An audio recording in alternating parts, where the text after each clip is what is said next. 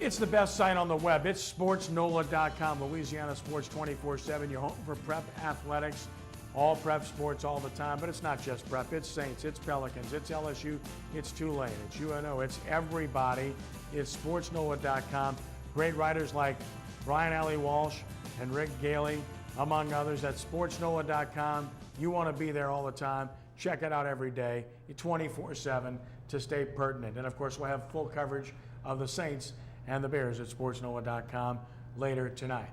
Time now to turn to high school sports and high school football. And we've given you our prep players of the week every week. Now we're giving you our prep player of the year for sportsNOLA.com for the Arnell Carriers New Orleans Bowl New Orleans Quarterback Club for WHNO Channel 20 and WGSO 990 AM.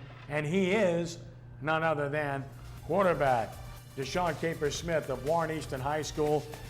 He's also the Louisiana Gatorade Player of the Year, 63% completions, 4,333 passing yards, 50 touchdowns. Look at the other number, 2 interceptions. What a ratio.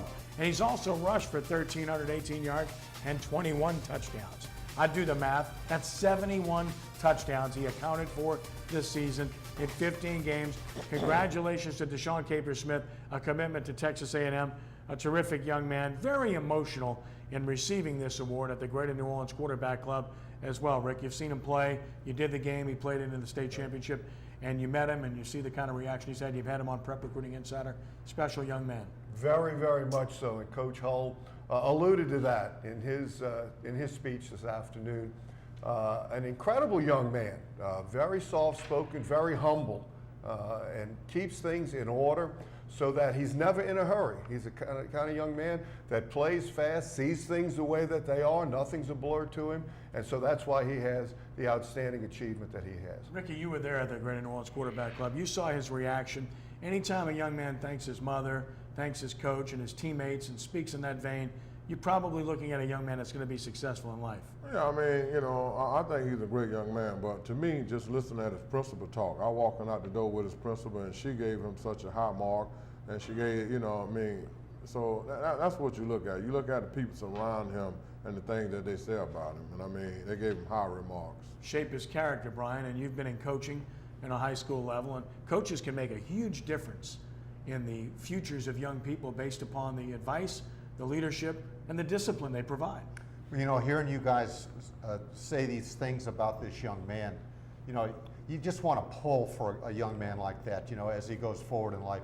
And just real quickly, I feel the same way about the quarterback from Oregon, okay, Mariota. I mean, he really struck me the same way as this quarterback at Warren Easton did. Really likable young man, very Mariota. Likable. Yeah, I mean, he's very grounded, well-grounded, Kenny. Yeah. Well-grounded. I agree.